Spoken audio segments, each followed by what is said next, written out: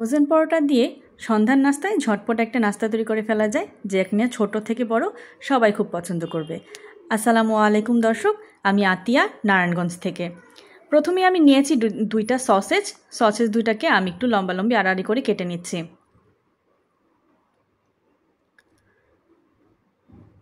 সবগুলো সসেজ কেটে নিব। এবার নিয়ে নিয়েছি একটা সেদ্ধ ডিম। এবার সেদ্ধ ডিমটাকেও আমি গোল গোল করে কেটে নিচ্ছি। ডিমগুলো কেটে নিয়েছি, এবার এটাকে সাইডে রেখে দিব। এখন নিয়েছি একটা টমেটোকেও একদম পাতলা করে কেটে নিচ্ছি, খুব বেশি লাগবে না।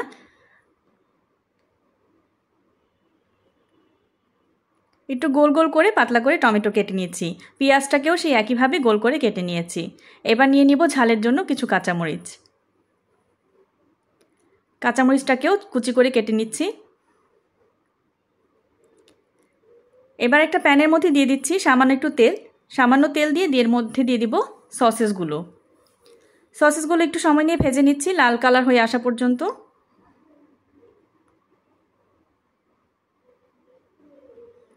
সসেসগুলো ভাজা হয়ে গেছে, এবার তুলে নিচ্ছি।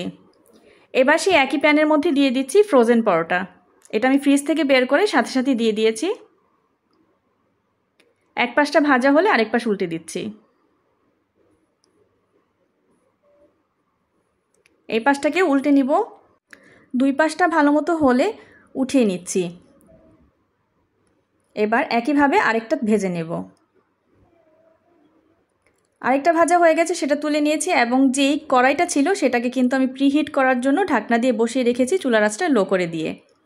এবার যেই পরোটাটা নিয়েছিলাম তার অর্ধেকটা অংশে কিছু টমেটো সস মেখে নিচ্ছি।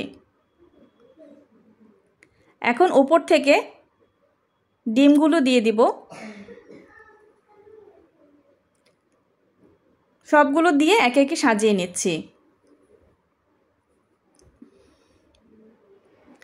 ডিম দেওয়ার পর ওপর থেকে দিয়ে দিচ্ছি টমেটো স্লাইসগুলো, দিয়ে দিচ্ছি পেঁয়াজগুলো আমি একটু গোল করে কেটেছিলাম, সেগুলো ছড়িয়ে দিয়ে দিচ্ছি।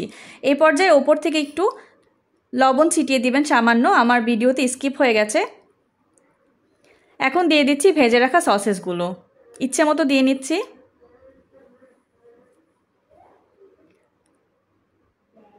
এই পর্যায়ে দিয়ে দিব মজারেলা চিজ, এটা আমি আগে থেকে গ্রেট করে রেখেছিলাম, সেই চিজগুলো দিয়ে দিচ্ছি।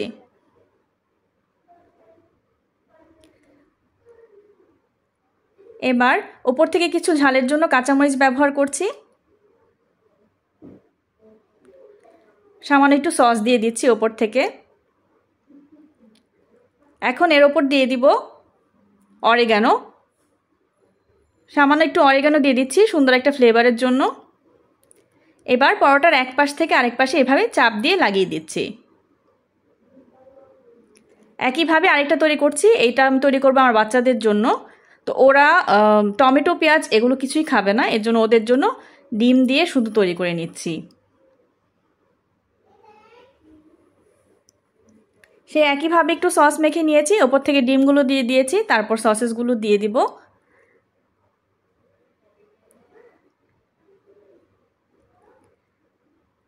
এবার যে আগে থেকে প্রিহিট করে রেখেছিলাম আমি, সেই প্রিহিটের মধ্যে দুইটা পরোটা দিয়ে দিয়েছি। এবার চুলার আঁচটাকে একেবারে লো করে দিয়ে আমি 3 মিনিটের জন্য সেঁকে নেব।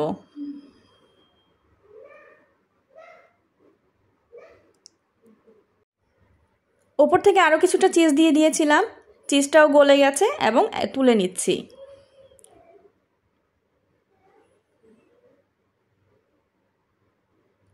দেখতে কিন্তু অনেকটা লোভনীয় হয়েছে, এটা খেতেও কিন্তু দারুণ সুস্বাদু হয়, ঝটপট তৈরি হয়ে যায়। এটা ছোট থেকে বড় সবাই খেতে পছন্দ করবে, এমনকি বাচ্চাদের টিফিনেও এভাবে একটা তৈরি করে দিতে পারেন। দুইটাই তুলে নিয়েছি এবং গরম থাকা অবস্থায় ছুরির সাহায্যে কেটে নেব।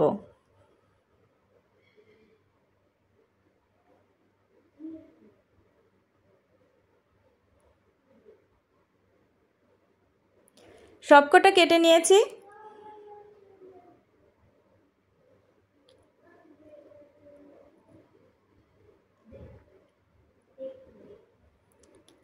দেখতে কতটা লোভনীয় লাগছে।